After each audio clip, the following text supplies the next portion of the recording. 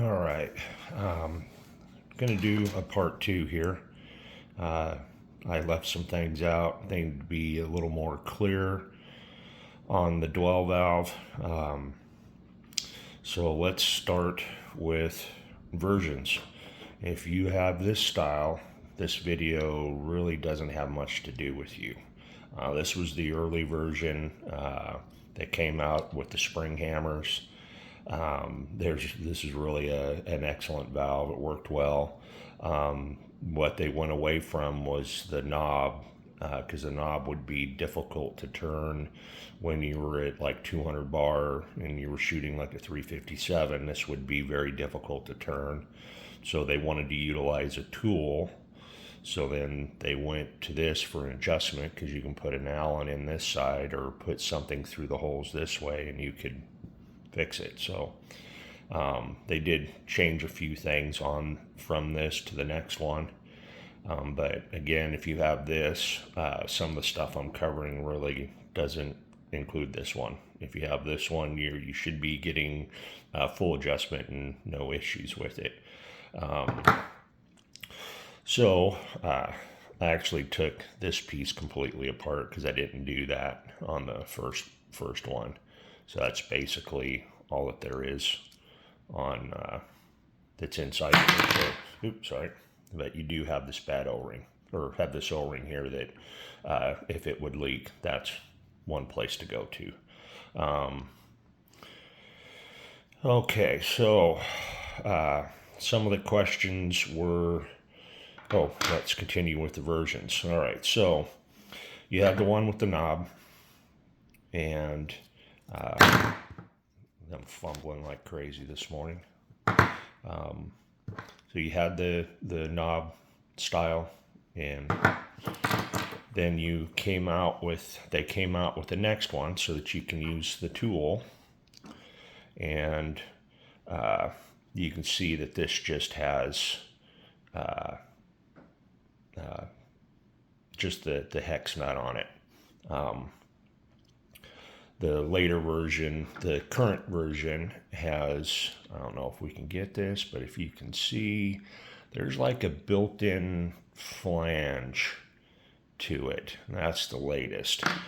But what they had done is they had realized that if maybe you were shooting under 110 bar and you're shooting super lightweight pellets or just a light projectile, generally in your smaller calibers, the dwell didn't work. You'd screw the dwell all the way in, screw it all the way out, and nothing changed.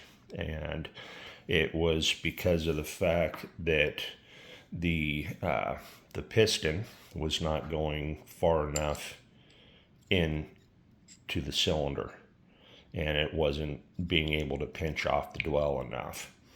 So when this came originally, you had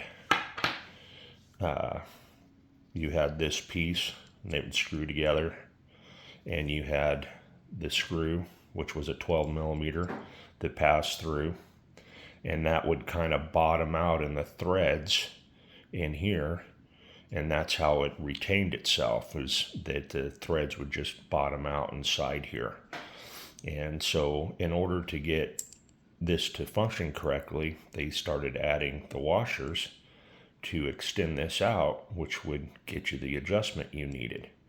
So then you'd have the 3 washers, and then you would have nothing on the head of the screw. But when you do that, then that screw's too short and it won't bottom out into the threads. So you go to the 16 millimeter from the 12 millimeter, and then you may need to, in the earlier before the O-ring, we'd stack washers on the head, and then that would pinch down and allow the screw to bottom out and hold everything together. If that wasn't tightened correctly or shimmed correctly, it could come loose, and that was my whole thing about possible, bad shot strings, was because this was getting sloppy and moving around. So that was the model with the flat piece. And then there was a few guns that made it out with the washer on this piece. So you have the washer on it, and that if you have that washer, you can take that washer and just get rid of it. You don't need it. It'll actually help you out. And if you have the washer, I believe you do have these washers that are already spacing it. But either way, that's something you want to add into it. If you have that flange mount, you should be okay with your valve, but it doesn't mean that you don't have to check the tension of that screw and make sure it's not backed out. So I just wanted to cover those things on it, in what it was. So if you're having an issue with the with your not having dwell adjustment, I can help you out with that. You know, you can reach out to me directly through Facebook and DM me, and we can figure out which variation of the valve you have and what would be the proper course of action, and go from there. But that's about it. I think that covered some of the pieces I left out and why you were doing it. I do want to talk about, though, the whole O-ring thing, why you might need one or two. There is, this piece was machined a little differently. I believe it was this one was machined differently. So when you put the screw through and you tighten it, you want to make sure that these two guys, let me see, I have to put these all in on this one. If not, it won't bottom out. I can't show you what I want to show you. So you put all these washers on. And this one I put 4 on. This is one I was playing with in the past.